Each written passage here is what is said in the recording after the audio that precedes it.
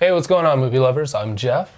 I'm Kyle. And we are Shut Up, I Like This podcast where we talk about how much we like film. And we don't hate movies. We don't nitpick. We enjoy watching everything. All genres, all types of film. Today is episode number 72, talking about Van Helsing from 2004 with Hugh Jackman. So We're on a bit of a Hugh Jackman kick. A little bit, we just did Real Steel. Yeah. We got Chappie's coming up. Yep. Next, I think. Next one, yeah. Yep.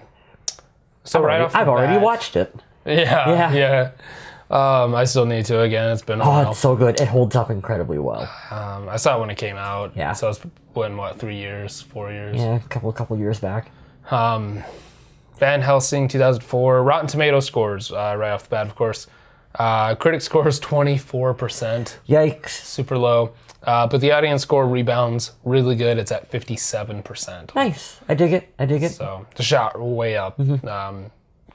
Run through the cast. We're a bit on a do the director. Yeah. Can you do the director first? Yeah. We're on a bit of a Stephen Sommers kick. That's why we're here. That's why we're here. So this is the Mummy. We've done. We did the 3 Mummy films. We've done Scorpion King, the first one. We'll definitely have to check out one of the other ones sometime. That's definitely on the list. Scorpion King 4, the one that I was just Quest looking at. For power. Lou Ferrigno's in it for some reason. Exactly. Okay. They just look like to be dumb fun. Yeah.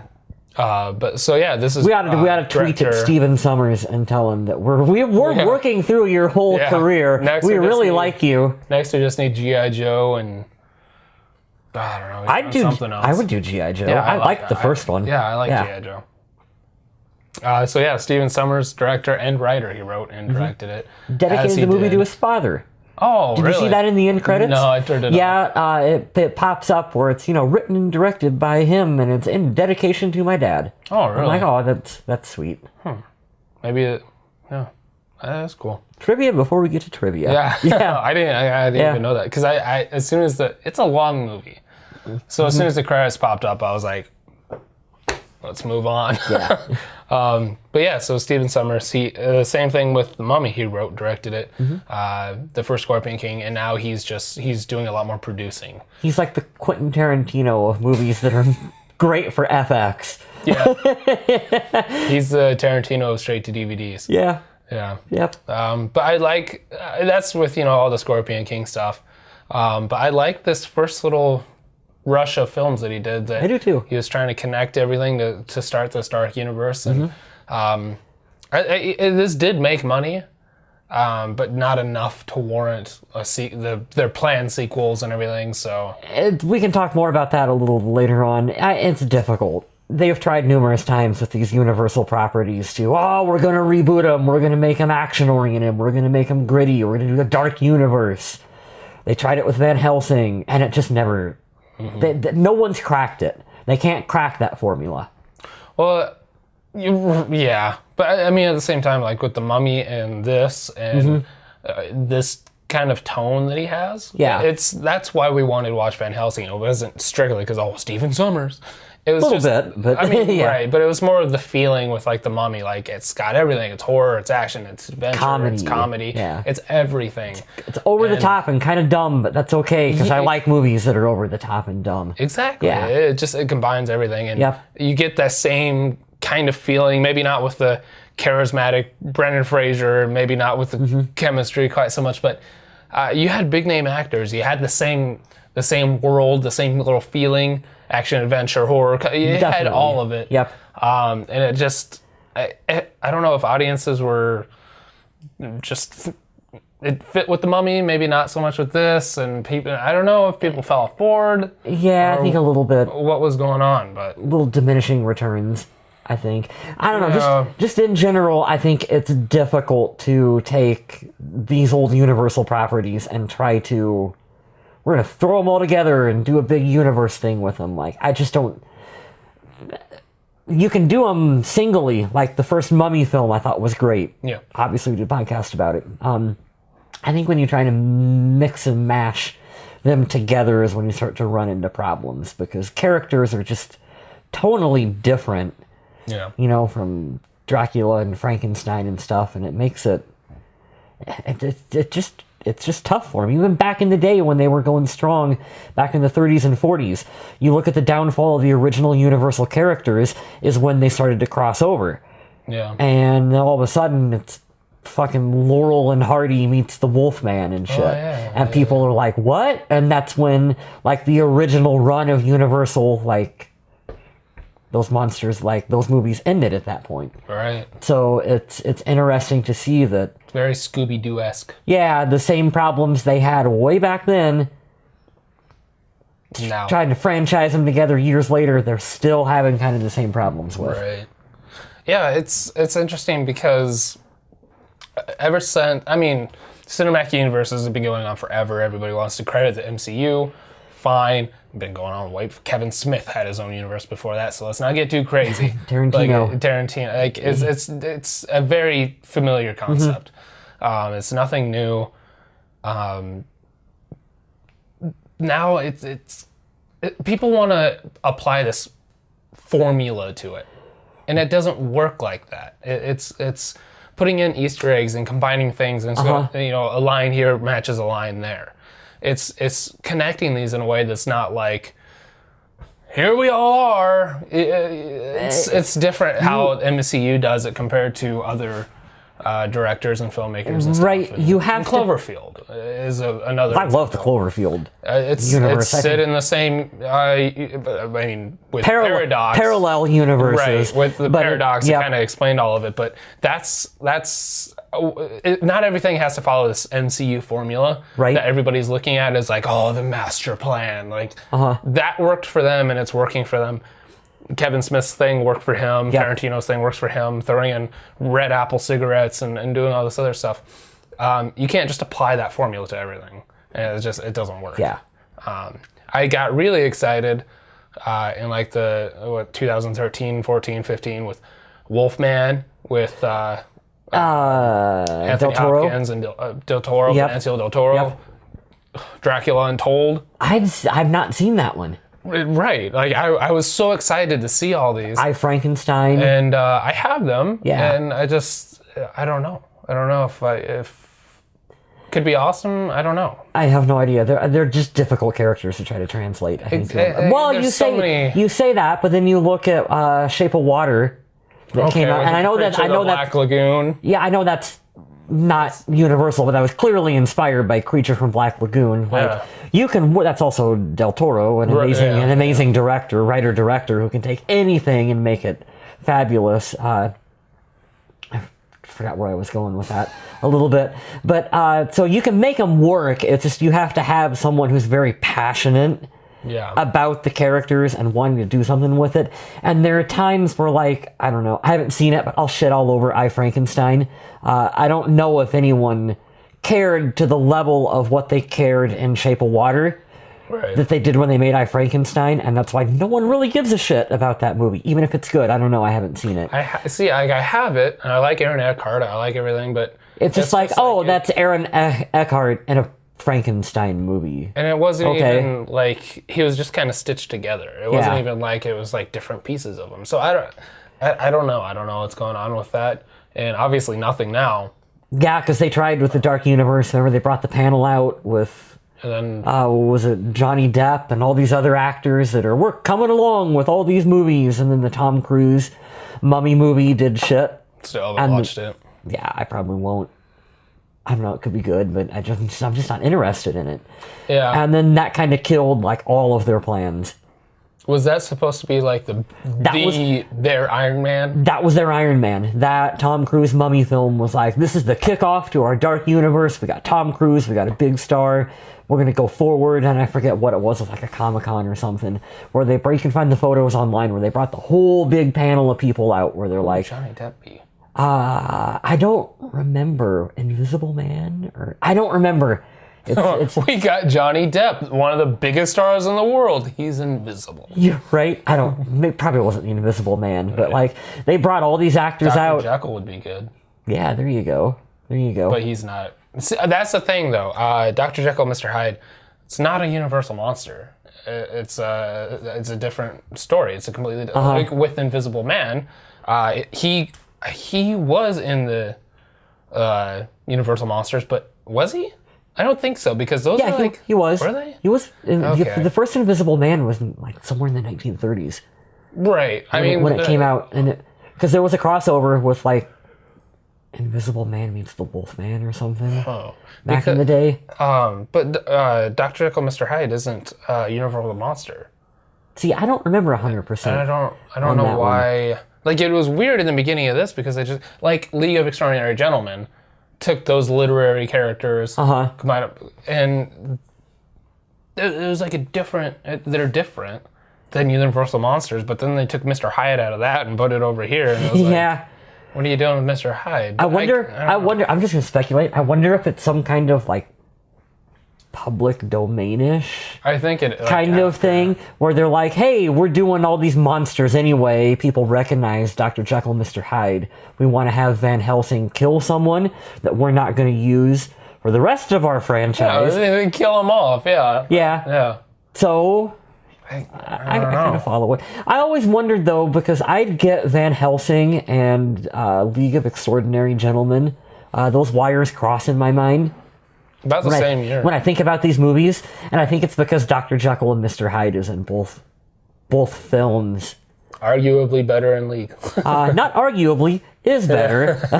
I love, we talked about this before we started recording, but his voice actor Hagrid is Hagrid from Harry Potter. Yeah. And Valentine from a couple of the Pierce Brosnan era. Ones, I want to say James Bond Goldeneye? Goldeneye for sure. Maybe like the world or Tomorrow Never Dies. I think so. I think it was just the two. Remember how long it took us to think of that Daniel Craig James Bond film? What was it? Spectre? Yeah. Right. Yeah, we're just rattling off how disappointing it was. The Brosnan era films. Right. No, yeah, so you're not wondering, it was about Spectre, because I was talking about like how they got the Christoph Waltz as a Bond villain. You would think that's a match made in heaven. And then they brought back like the classic henchman, and like instead of Jaws, it was Mr. Hinks with Batista. Dave Batista, which is cool. And like it just had, all the pieces. And then we're like, beyond that, what do you remember about the film? I don't know. That's it. Nothing. Like, it was really disappointing. Yeah. I don't remember how we got on that conversation, but we were talking about something. I don't remember either. I don't know either. Oh, because I looked up Hagrid. I was looking up. He played the voice of Mr. Jekyll or something. Mr. Hyde. Mr. Hyde in the film. Yep. Yeah. Yeah. So Harry. I'm gonna run through the cast real fast. So of course, right off the bat, Hugh Jackman. This is third or fourth film we've done with Hugh Jackman. Mm-hmm. We talked about The Wolverine. We talked about Real Steel, Van Helsing. So I think maybe 3. Coming up, he's in Chappie. And he's going to be in Chappie, so it'll be 4. And he gets to use his Australian accent. Yes, in finally. Chappie. Yeah. Kate Beckinsale. I'm a big Kate Beckinsale fan. Underworld, obviously. She's badass. She's in a new Amazon. I'm playing with my flip flop. Yeah. She's in a new Amazon thing going on right now called Widow that I really want to watch. Of course, she's a badass. And there's just too much content. I know, it's everywhere. Too much content on too much platforms. Not enough women in lead roles. Kate Beckinsale's kicking ass since 2002. Elektra. Well, I mean, I know why I like the movie, but I mean, I'm just saying. Right. There's lots of examples, but Kate Beckinsale has been leading since like 2001. Yeah. And now she always kicks ass. Underworld, right? Yeah. Okay. Because I get her and the other Rona Mitra confused. Yes, but Kate Beckinsale is Underworld. Yes. Then Rona Mitra was Doomsday and yes, stuff like that. Yeah. I want to say Click with Adam Sandler, but I also think that that's or is Kate. that is that no? Kate, oh my Kate God! Beckinsale? Which one is that? I don't know. I think it's Kate Beckinsale. Oh. Is it? Okay. Yeah, I think so. I think so. But you could interchange them. Yeah, we talk about that all the time. Yeah. They're one the same. Folks, you kids out there, you get old and your memory just goes on stuff like that. Richard Roxburgh, he plays Dracula. Maybe not his best, but I didn't like. He had roles. He was in League of Extraordinary Gentlemen the year before. Who did he play in? I didn't write it down. I'm sorry, I'm I'll stupid. look it up. Okay. He was in Stealth. a year after this, and then he was a bad guy in Mission Impossible 2. Stealth is a dumb movie that we should do. Yeah. That was the one with the flying airplane? Yeah, and Jamie Foxx. Yeah. I almost said Jamie Lee Curtis. What? That'd be cool. Jamie Lee Curtis and Stealth reboot? Yeah. Yeah, there we go. And he was I mentioned he was in what's that dumb movie I was talking about? It's not dumb, it's great. Moulin Rouge. He was in Moulin Rouge. We use the word dumb movie interchangeable for everything. Great movie. It's a dumb movie because I actually like it. Yeah, exactly. Just so you guys know. But yeah, he like, it's weird because he was so great in Moulin Rouge. And I think even Mission Impossible 2, like, he's awesome. This guy tends to do pretty good work, but then as Dracula, I feel like it was just kind of, he wasn't directed correctly. He plays M. I think Who the hell is M? Oh, so like the main bad guy. I don't remember. Yeah. Not important. He was a good guy that turned bad, and then he wanted to get back at him. And that's right. Yeah, he was League of Extraordinary. He was fine. He was fine in that one. Yeah. Yeah. Yeah, and I keep saying, but Moulin Rouge, he was great. But I feel like he wasn't directed right. His accent in this movie, like you said, is blah, blah, blah, blah. And it changes throughout the course of the film. Like very much. There are scenes where it comes up and it sounds like he's got a bag of shit in his mouth. And there are other times that he just drops it. And he also makes a lot of weird facial expressions in this movie. Yeah. I was not a big fan of his. No, talking about Dracula, talking about Dracula Untold, though, like, when I found out that Luke Evans was going to be Dracula, I was like, that's the greatest casting in the world. And I never got to go see it. And so, like, I'm still waiting to watch it, but, the worst Dracula is probably Keanu Reeves, right? He wasn't Dracula. Well, but he was a vampire. He's not Dracula, though. Yeah, but come on, you're just gonna totally ignore that. Yeah, that's stupid. Frankenstein, Schuler Hensley, hadn't been in a whole lot. Frankenstein's monster, Schuler Hensley, hadn't been in a whole lot. I saw something that, like, he came back to be in Mel Brooks's stage of Frankenstein. Young Frankenstein. So he came back and did that on stage, which is pretty cool. Yeah. But I'll be perfectly honest. A lot of I hated Frankenstein's monster in this movie. What? I didn't like the redesign they did on the character. Oh, I loved it. I thought it was really interesting. The steampunk kind of. Oh, the dumb glowy green shit. Oh, okay, the glowy thing, but that was kind of cool on the top of his head, but like the thing and the heart. Which I get what they were going for, but I didn't like that. That was dumb. The little thing that put it over the top for me, just the little details, but his legs, with the steam, that's kind of cool. I thought that was cool as hell. That's a neat little. I'll give him that. That's a neat little touch. I didn't like his performance in the movie. He would not shut the fuck up at times. Like I tweeted you, or not tweeted, my message to you. I was like, Frankenstein's monster doesn't really speak a whole lot in the movies, and like, you know, the original Superman movie, like, you will believe a man can fly. In this movie, you will wish Frankenstein's monster would shut the fuck up. Like, that's the tagline on the poster for this one. I really liked him. He's just constantly screaming and just like... everybody in the movie is constantly screaming. Tone it down, dude. All of them are screaming. Tone it down. All of them are going... And a lot of swinging on rope. That's everybody. And this whole movie... It's like Tarzan. This whole movie is just fucking people swinging on rope. Yeah. It's fine. David Wenham, he plays Carl. Probably my favorite character. I liked him. He was in Lord of the Rings. He plays in 300 as a narrator. Really? And Public Enemies, stuff like that. All shut. I like this stuff that eventually I love Public Enemies. I think that's a fantastic film. Yeah, I do too. 300. He loses his eye and he tells the story about the 300. That's why he's familiar. He's the guy that lost his eye in 300. It was Zack Snyder film. Yeah. Yeah. I love him. He's great. We disagree. I said he reminded me of low-rent Nathan Fillion in this movie. You don't see it. I see it. I'm sure someone in the comments is going to agree with me that it was a very... You could put Nathan Fillion in this role. You could have. That was the performance he was going for. What? Yeah, it was. What was that? Yeah. No. No way. I don't. And that's why I said, I don't see it. I think you're just saying that because they're both gingers. I'm just telling you what I've seen, Jeff. I don't know. Did you like the way I compared him to like Q from the Bond movies? Because he made all the gadgets for him. Only he got to come along for the adventure. He didn't want to, but yeah, he did. Yeah. And then the one last person I want to mention is Kevin J. O'Connor, who played Igor. He was just in The Mummy as Benny.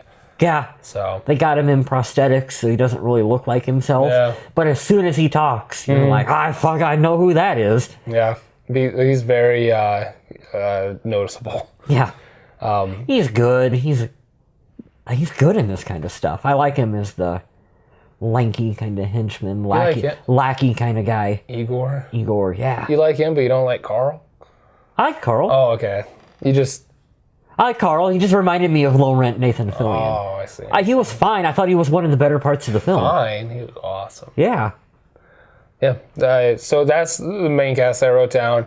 I didn't write down like the three brides or anything like that. Yeah, not important.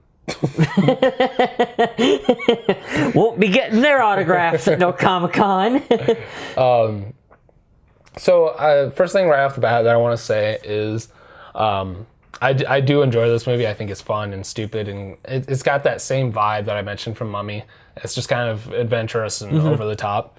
But something that I think would be amazing to talk about is Solomon Kane is on Netflix, because when this got over, it said Solomon Kane. I was like, Solomon Kane is a better Van Helsing movie than Van Helsing.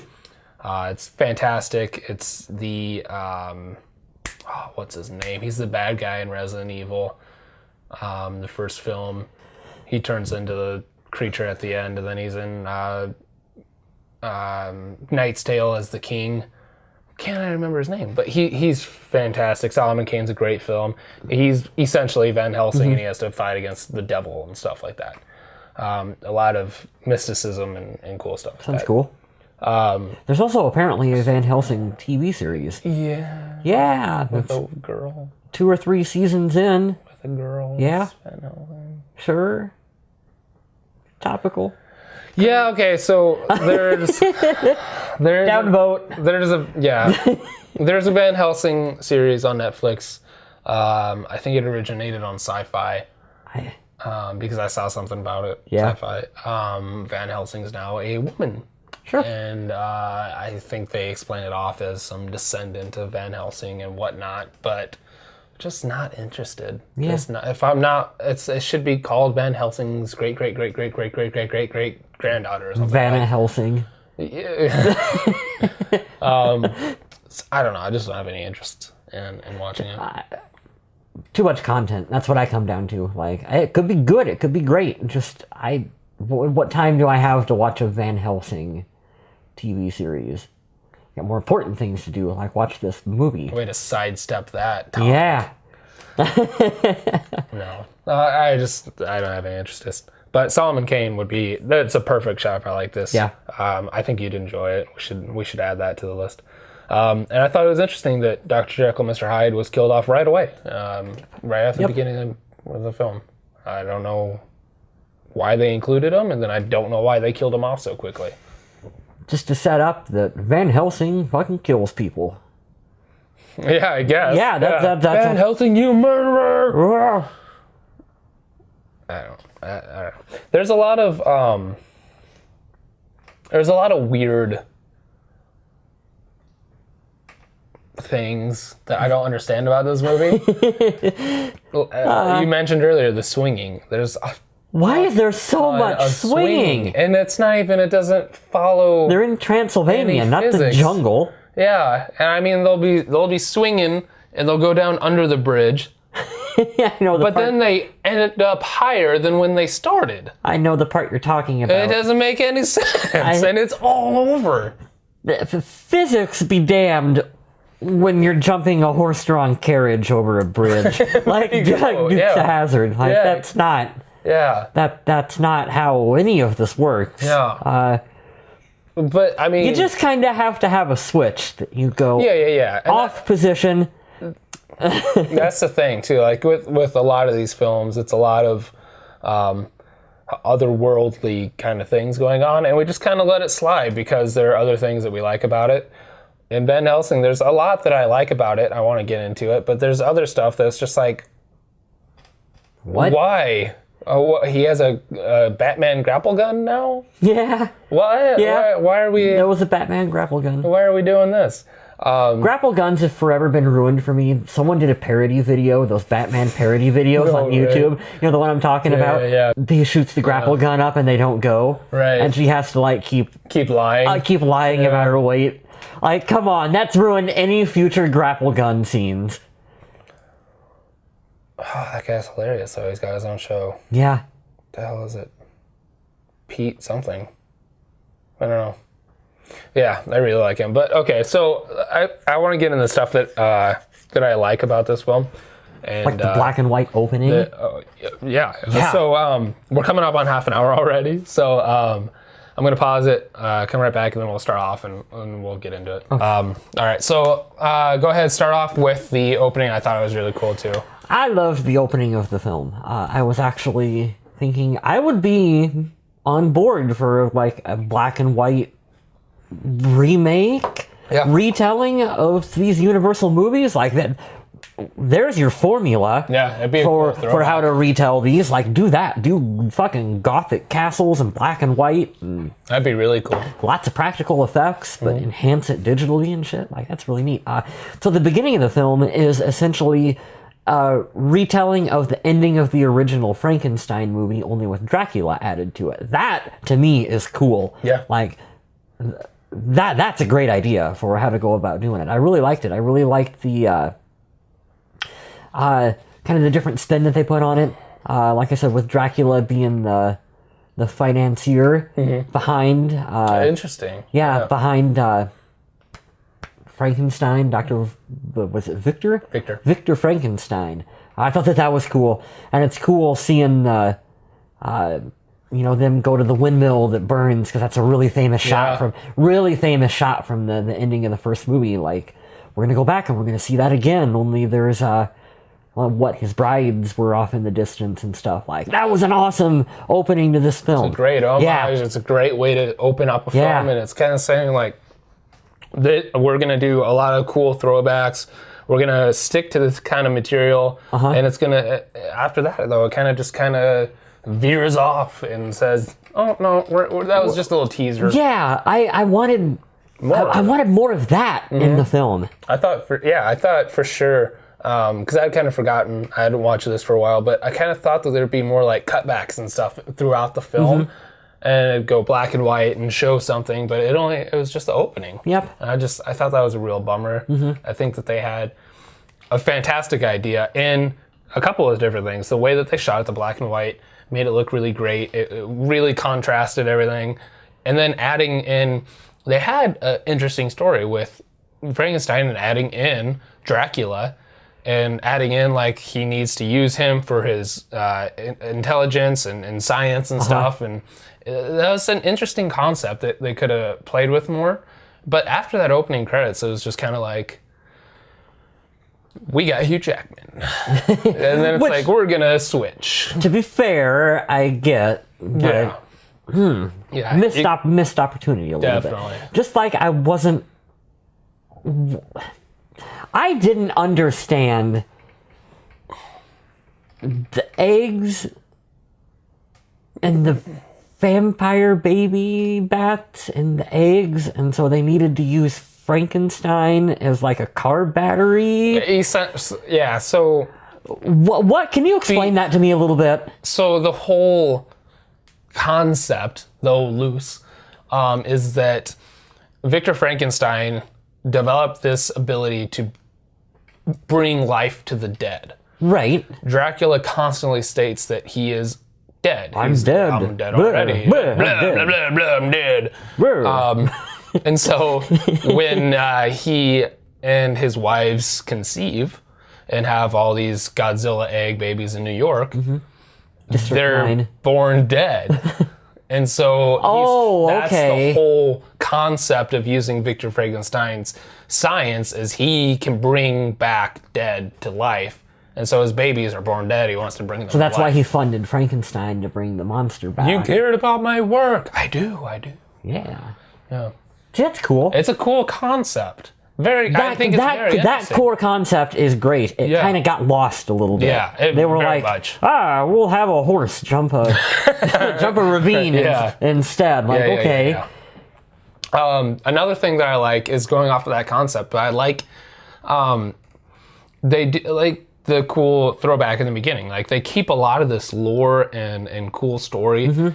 But then they add some stuff, change some stuff, and I'm okay with that. I let it go. You got to. I love, for instance, Van Helsing. He is no longer Abraham. He is Gabriel. And it's the story that he's kind of the Archangel Gabriel, and he's... there's a lot of biblical references and stuff in the movie, which is neat. It's interesting. Especially... Although the password to open that door... seemed pretty simple. Yeah. You think you'd just be frustrated at one point and would have said that, and probably would have opened it. Yeah. But, But it takes some liberties, but I think conceptually, story-wise, it pays off. Yeah.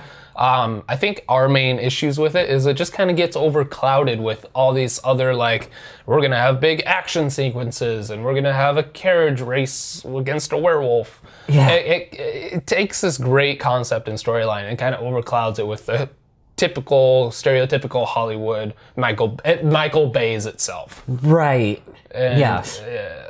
I think that's kind of... it's the only issue, but it's kind of a bigger issue. Keep it simple. And I think they failed at keeping it simple. I think it got a little convoluted. Because when you explained the plot to me, I understood it. Yeah. When I watched the movie, I didn't really 100% know point. They allude to this and that and this, and they have a lot of different... Which, I mean, I'll give him credit for. Steven Sommers is good at juggling storylines. Yeah. As we talked about with The Mummy. Especially The Mummy Returns, where he's balancing 3 different stories at the same time. I think he does a fine job telling the story. He likes chase sequences. Have you noticed he that? likes chase sequences with horses, especially. Or buses. Or instead, it's a carriage. You should direct a Fast and the Furious film. Brendan Fraser in a Fast and the Furious film. Fucking, I'll finance that one. I forgot what I was saying, but what else was I going to say? Oh, okay, stuff that we like. And so I kind of like the idea that he's a fallen angel, Gabriel, and stuff, and he's the protector against evil and stuff. That's a cool concept. I'm down for it. It changes, but that's a change that I can kind of get behind. I know something else that we both talked about was the something that we haven't mentioned yet was there's werewolves. Yeah, I thought the werewolves in the movie were actually pretty cool. Very cool. All digital, which is a little bummer. You know, I'm a big fan of like American Werewolf in London and The Howling and like the old school transformation. So when it's all digital, I'm always like, I can tell. Especially when it's from 2004. But I did like some of what they added to it. We talked about it before we started recording. Shedding the human skin, I thought was interesting, and I don't know if I've seen that in another like werewolf movie before. So that was cool. You could tell that they really spent the money on the end of the film on the effect when Wolverine turns into a werewolf. Like that looked really good. That was neat. They should have just had him have claws pop. Just make him OP as fuck. They had a little homage to it when he pulls out his nails. I'm like, oh, that's Wolverine. Wolverine as a werewolf. That's cool. But Jackman's good in this kind of stuff. Yeah, he fits right into this kind of this tone. He fits into the tone. If it works perfectly, he's good at going. Yeah, he can do it like nobody else can. And he's a good dramatic actor too. He can do both. Yeah. But yeah, the transformation scenes. Aside from what you said about like the originals and seeing the practical effects and how do they do that, I like I've got stuff in trivia about it, but I like how the skin peels off and it comes from within and stuff. I think that's really interesting. And what I want, you mentioned the CGI and stuff. You can tell it's kind of PS2-y. Yeah, it's from the era, but it didn't really take me out of it at all. Especially the end fight with Van Helsing and Dracula in their forms. That's what I said. I'm like, they spent their money on the appropriate part at the end of the film. No more Mummy 2 mishaps on this one. They're like, no, we've got to spend the money right here at the end of the movie. I thought that looked good. Yeah, I thought it looks fine. It didn't take me out or anything. Yep. I really, and I liked how they go. They show it earlier with her brother. The moon gets fogged over, and then he turns back. Yeah. And then he goes back and forth. And I like how in the final fight, I like how Dracula will come flying down and then switch and be like, you know what, you're a little bitch. You should have just... And then it joins back into... I don't know. I thought the way that they... Not even just like the transformations themselves, but how smooth and animated they were in between. Yeah. Like, They did a good job with that. I know what you mean. Yep. The wives, I thought, they had the long dresses, and then they spun, and then it turned They would turn into wings and shit. I thought it's a very cool. I don't know. I really like it. Yep. There were times where Dracula walks, and he will, like, walk up a wall and be upside down, and it's pretty seamless, and then he jumps back down. Just kind of casually. Yeah. And, like, if I could walk on walls just for the fuck of it, I would. Right? I would too. Yeah. We'd be podcasting from up there somewhere. Yeah, for sure. Yeah. As long as the cord was long enough. So something that I didn't understand until I read it in trivia. I said, is Dracula employing Ewoks? Yeah. What the fuck? I don't know. Did you look into it at all? No. Okay, I'll wait for trivia to fuck with you. Have you ever seen the movie Phantasm? Yeah. You remember the weird things that come out of the end of Phantasm? Those are the demon Ewoks. Yeah, they looked like that, only they reminded me a little bit of, like... Remember the old Planet of the Apes movies from the 70s? Yeah. Where it was very clearly people in costumes, like... walking around shuffling like that. It looked like that shit. Like, or even the 2001 it was a little better in the Burton one, but just like people shuffling around, like, what the fuck was that? I'm glad you brought that up. I was confused. Yeah. Well, I'm not gonna, because I want to see what you have to say. I want to speculate. Okay. I want to speculate. See what because if he can't grow little demon babies out of the eggs, what the fuck is this other big horde of, like, what's this other horde of things that you have? Unless they were failed experiments that Igor was trying to make from the Frankenstein thing. You'll never guess. Never. In 1,000 years. That's my best guess.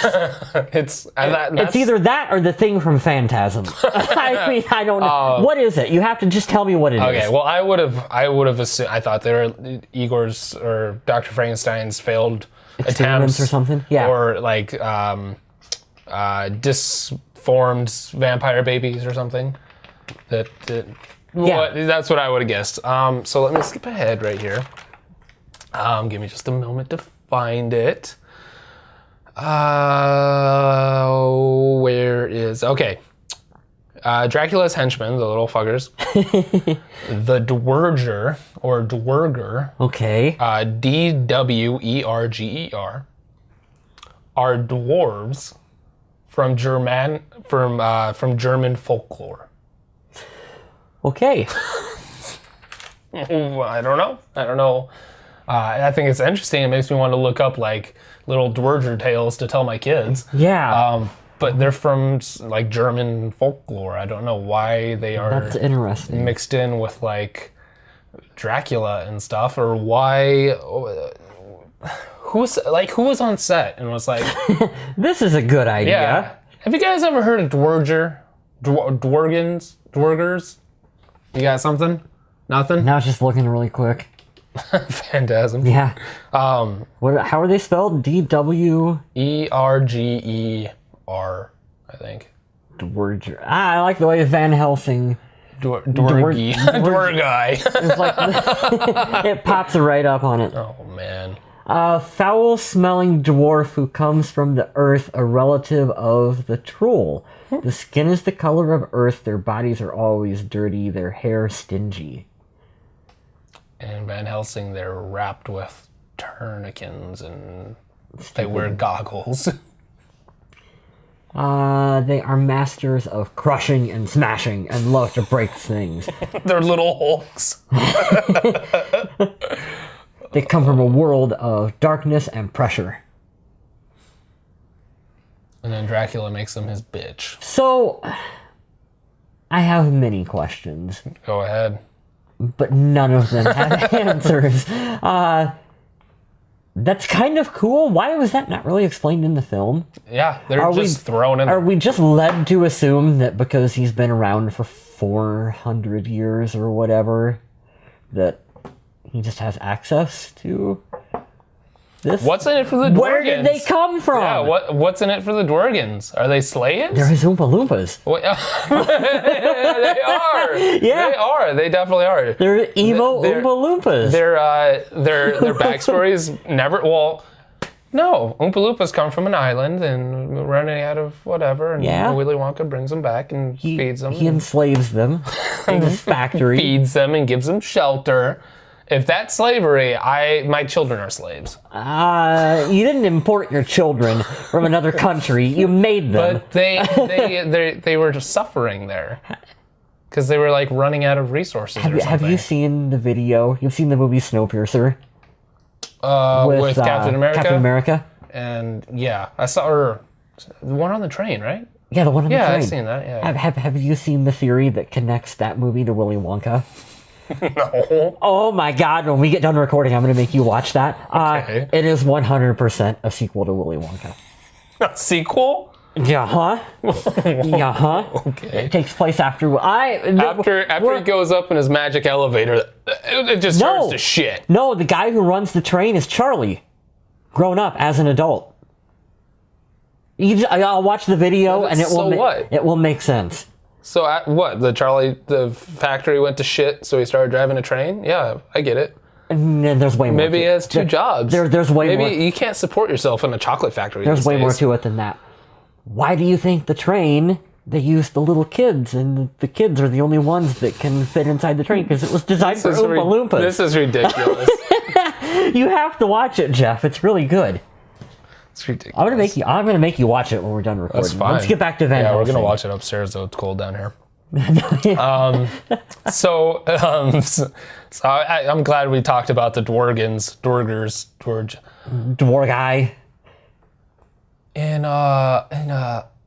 Oh no, never mind. Bergens and Trolls, the cartoon Trolls. The big mean troll guys are Bergens, not Dwargans. I wonder if that has something to do with it. Anyways, I watch a lot of kids' movies. Something else I wanted to mention was Van Helsing's spinny blades, which I thought made more sense than a grappling hook or anything. Yeah. I thought it was a cool contraption. In the beginning, against Mr. Hyde, it shows him holding them in his hand and like pumping them. I was reading more about those dumb things. Pumping them, making them spin and stuff, Yeah. and then he had to like keep the pumps going. So I thought that was super interesting, and it made sense to me, more than the grappling hook. So I don't know. I wanted to talk about the spinny Grappling blades. hooks follow no laws of physics. You ever wonder? I always wonder in movies, like, okay, I'm going to shoot this grappling hook clear across this ravine, and hope to God it catches on. And it catches onto something, and then I'm going to shove the gun over here. And pray to God it doesn't come unhooked. You get all the way across to the other end. How the fuck do you get your gun back? Well, after you shoot it, you take out the cartridge and tie it. No, in the movie, he shoves the gun. I don't know. He wedges it between, so you're all the way over here. Well, now what? You just leave your gun? Carl will make him another one. I guess. That shit looks expensive. And they're just leaving him around? Yeah. One of the little dwarf guys finds it. The dwarf guys.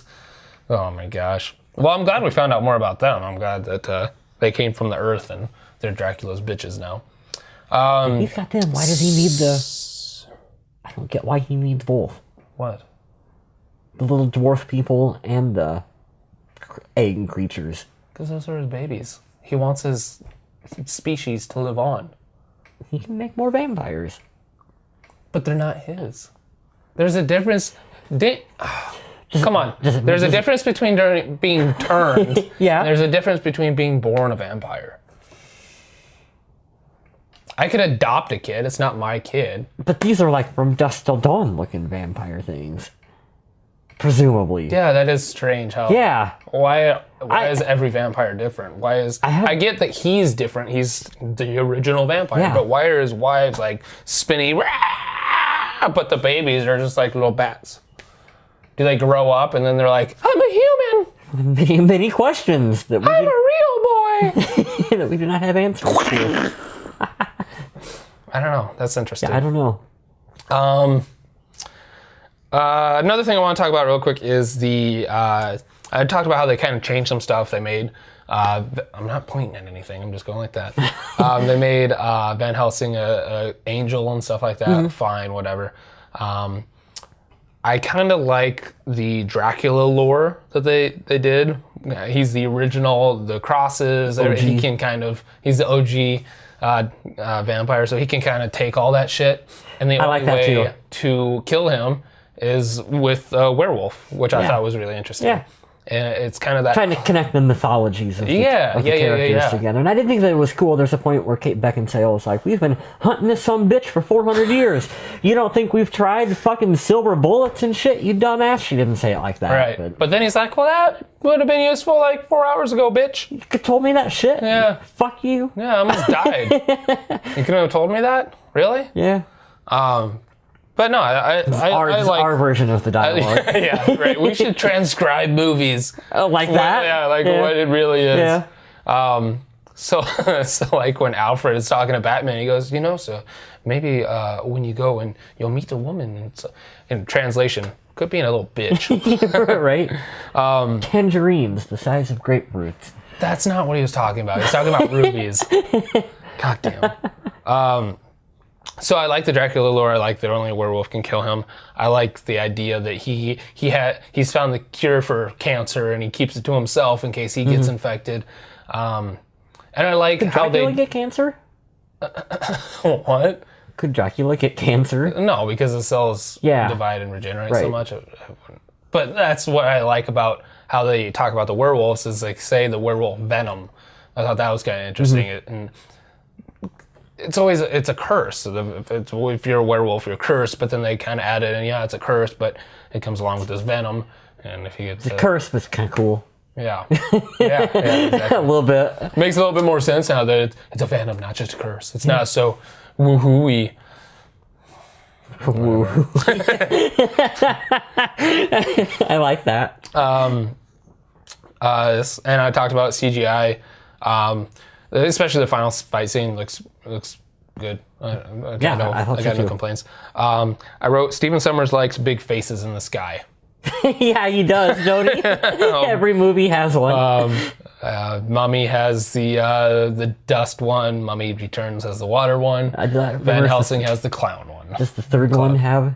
Oh, I don't remember. Yeah, doesn't Jet Li turn into a big face in the sky? Yeah, he does, like a fire one or something, right? Does he? I vaguely remember. We just watched that not too long ago. I barely remember. And how many movies I watched? That's like 4 years ago for a normal person. Exactly.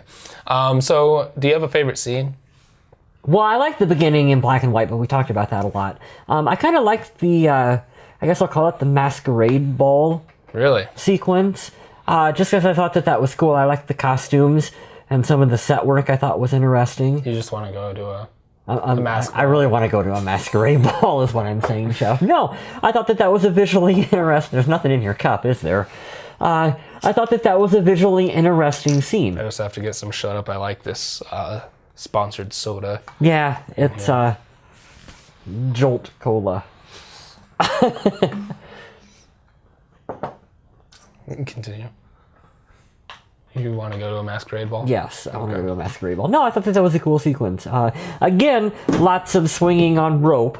Yeah, what's with the... I don't want trapeze artists over my food. Like, one of them, like, drools or, like, and spits, and it falls down on you, and it's, like, raining spit. That's a bunch of OSHA violations on top of that. Like, God willing, what if one of them falls? Yeah. I don't want that above me. And there's no nets or anything. There's just people dancing. You're going to kill yourself and, like, 3 people. Yeah. It's selfish, really. Mm-hmm. It is pretty selfish. Yeah, you just want a job, make a couple extra bucks as a trapeze artist. You don't care where you do it. If it's over people... What the fuck? That's why they have a union now. They're unionized. Trapeze Artists Union. No more masquerade balls, guys. We got in a little bit of a scuffle. With the Flying Graysons. That's hell of a... Yeah. That was hell of an OSHA violation with that one. Yeah. Favorite scene, I'm actually going to go with the werewolf Van Helsing versus Dracula scene. Yeah, that's a good sequence. I mentioned I like how they kind of go in and out, and I thought it looked good. I like the whole idea that the only way Dracula can be killed is by a werewolf. Mm-hmm. Real fast, we're coming up in an hour, but I want to mention somehow. I want to mention an actor, Will Kemp, that we kind of thought we knew, but we don't. Come on this podcast, Will. Kate Beckinsale's brother. Like I said, his name's Will Kemp. It sounded familiar. As soon as he came over, he's like, who the fuck's Will Kemp? I'm like, I don't know. I feel like he's in like a Pirates movie or something. League of Extraordinary Gentlemen, like everybody else. I scanned quick. I didn't see anything. Maybe I'll have to look further. But yeah, it sounded familiar. Like, oh yeah, Will Kemp. I know that. Mm. No, I don't. I don't know. So I just wanted to throw that out there and make sure that you all know that. So now that you guys know, trivia. I'm gonna. Ryan Gosling was originally scheduled. Before I get into trivia, we're gonna take a quick break real fast. All right, so we'll get back into some trivia, or starting it, I guess. Stephen Sommers, the director-writer, chose to avoid the generic werewolf transformation and did the skin shedding. And the way that he kind of explained it was, it's the beast comes from within and breaks out. So I really like it. I know I was looking through it, like obviously when I wrote down Rotten Tomato scores, there's a lot of people who didn't like it. Stick with what we know. It's different. I thought it was cool. Yeah. I'm afraid of things that are different. I'm afraid of change. Literally change. Yeah. No, I thought it was really cool. And I like that the beast comes within. I think that sounds really cool. The little village where Van Helsing and Princess Anna, which I think is hilarious because of Frozen. Princess Anna fight Dracula's 3 wives. Right when Van Helsing gets to town, we don't need your help. Oh, really? I like the way he's terrible with that crossbow. Yeah, thing. just everywhere, but at them. Boom. That scene, we didn't talk about it. That's the scene that you always see on TV. Okay. Right? Like, I don't know, like every time I've ever turned Van Helsing on TV, it's on that scene. Okay. You know what I mean? I don't know. Yeah. That's just your timing. Yeah, I guess. I don't know. So when I think about the movie, I always think about that scene. Oh, really? Yeah. All right. I don't remember what it was. Trivia? Oh, but that village. Yeah. It's the same place where Frankenstein 1931, Dracula 1931, and Wolfman 1941 were filmed. That's cool. I wish I would have known that while watching the movie. The set is called the Court of Miracles and is a part of the tour at Universal Studios. Nice. So it's cool that they went back there and did that. Hugh Jackman accidentally broke an extra's hand during filming. So, way to go, Dick. This was intended to be a series of Van Helsing adventure movies. However, due to mixed reviews and it still made plenty of money. It's just mostly the reviews. Didn't they do an animated sequel or something? I think they did. I don't know. I'll look it up really quick. No, so we skipped ahead. We did this Dracula's Henchmen, the Dwerger are dwarves from German folklore. I mentioned Kevin J. O'Connor, who plays Igor. We just talked about the mummy as Benny. And then, let's see, Hugh Jackman had hair extensions during this. Yeah, see, there you go. Van Helsing, The London Assignment, Hugh Jackman. Oh, all the same voices and everything? Yeah, he returned to voice it. It was an animated one. Really? Yeah. In this animated prequel to the Van Helsing movie, Van Helsing travels to London to deal with the mischievous Dr. Jekyll. Hey, that answers. Exactly, yeah. So, yeah, there we go. That explains why... yeah, look at that. A lot of the cast. Huh. Interesting. How long is it? Is it like a short or 30 minutes? 30 minutes. Interesting. It looks decent because it's like actual animation. As opposed to that fake shit. By actual animation, I mean like hand-drawn, because to me, I don't want to... Well, that's another topic, but I think that that's cooler than like CG stuff. Do you agree? Yeah. You draw. Yeah. That's actual animation, right? We just shit all over a whole industry, but... It's interesting. Yeah. What's that last picture? That one? Yeah. I don't know if that has anything to do with the movie. That's Probably interesting, not. though. I did not know there was an animated prequel to Van Helsing. That's cool. That cover looks cool. Yeah. Okay. Should put that up on the screen behind us. Yeah, I'll have to put that up. There was a supposed TV series called Transylvania that was supposed to take place after this. Because the set, a lot of their sets that they made, they thought they didn't want to get rid of them. Might as well use them for something.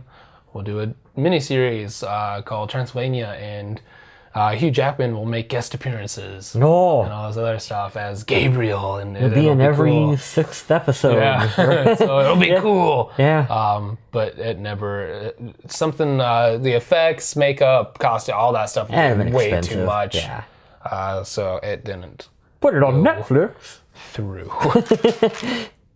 So that is the trivia. No fantasy casting. No. None of that I try stuff? to avoid most of that if I see No it. Sylvester Stallone was originally Dracula. Yeah. Brr. Oh, that's about it. Did you like it? Did you like going back and rewatching it? Yeah. Yeah. There was a lot that I forgot about, like the kind of how they changed some of the lore, the cool throwback at the beginning. There was a lot that I liked. It was just they tried to Michael Bay it with adding a lot of unnecessary action sequences and trying to make it something that wasn't. But overall, like I still enjoyed it. It was still a good watch. What about you? A little dumber than maybe what I remembered, but I still enjoyed watching the movie. Yeah. Yeah. I think that's about it. So next week, we're doing Chappie. If I may add a suggestion after Chappie, Solomon Kane. Yeah, I'm open to it. I think you'll really enjoy it. Like I said, they did Van Helsing better than Van Helsing. It's pretty cool lore. Great acting. It's on Netflix? It's on Netflix now. Cool. I have an interesting story about it, but I'll wait till we do the episode. But yeah, that'll be cool. So next week we'll do Chappie, and then we'll do Solomon Kane, and then we'll figure out from there. I've already watched Chappie. I gotta watch it. It holds up really well. I mean, it's not like it's an old. It's like 3 years old. It's not an old movie or anything, but like it holds up really well. Like it's a great film. For a film from 2016, it looks I'm really just good. saying. Dude, those effects, man, for 2016, you're right. They really know what they're doing. That up and comer that they cast in this movie, I think his name is Hugh Jackman. I think he's gonna do good things. It's a good breakout role for him in this, Chappie. I hope that's not what the episode's like. We should do an episode completely tongue-in-cheek like that. Just to see if anyone... Yeah. We're doing Chappie from 1996. Effects look pretty amazing. Starring Charlie Chaplin as Chappie. That's past tongue-in-cheek. That's just dumb. I'm just fucking with you. A lot of what I say is dumb, so what's the difference? I think that's... I don't really have any... You got any final thoughts? Anything that you wanted to mention that we didn't talk about? I think we covered it. I think we hit the Van Helsing. Oh, we did see... No idea, but on IMDb, Channing Tatum.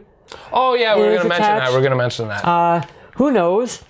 Channing Tatum gets attached to everything. Half of it doesn't come out, like the Gambit movie. Yeah, it's never gonna happen. Yep. So who knows what this is? I haven't heard anything about it.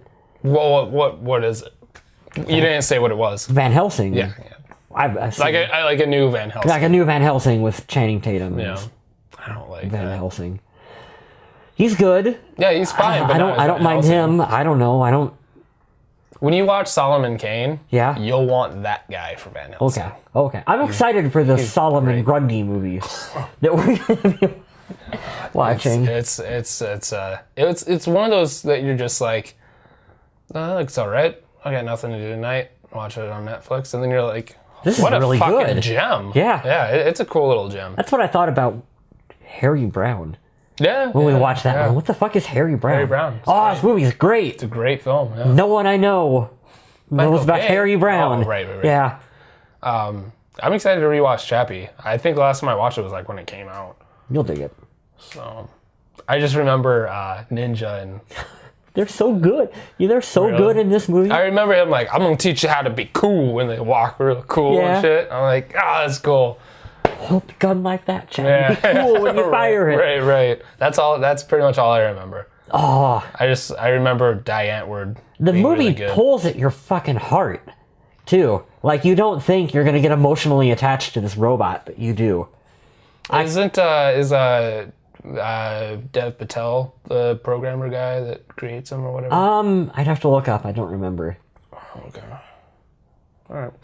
Well, so yeah, well, that was we talked about Van Helsing today, and talked about it.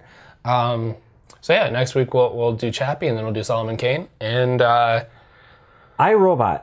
Not iRobot. iFrankenstein. We're gonna force ourselves to watch it. It could be good. So PantheonNetwork.com, everything's on there. This podcast, your podcast, Attack of the Podcast is up there. The Indie Gamer magazine, each and every month, a digital in print magazine about new and developing independent games and interviews with the developers. That's all up there, and I think that's it. Got anything? That'll do, Pony Boy.